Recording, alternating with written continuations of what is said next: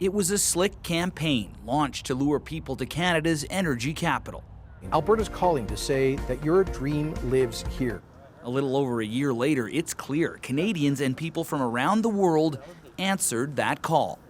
Canada's population grew by more than 400,000 last quarter, driven by non-permanent residents and, to a lesser extent, refugees.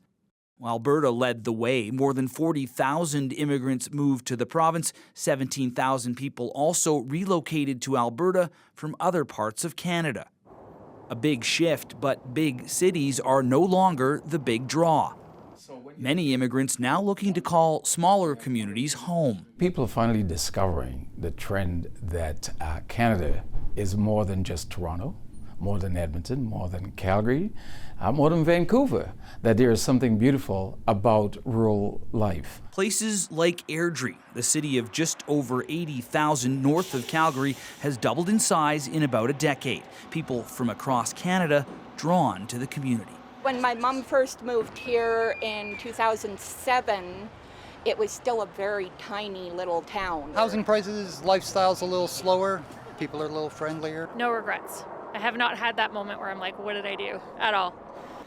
A boom town, to be sure, new residents attracted by a hot economy and a reasonable cost of living.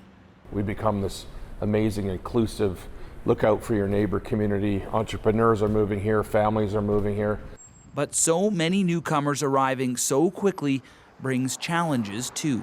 We need to be thinking about schools. We need to be thinking about housing. We need to be thinking about policing. How are we going to keep up? How are the amenities that we have going to keep up? And as Alberta and Canada's population continues to soar, concerns over affordability and quality of life are likely to keep rising too. Aaron Collins, CBC News, Calgary.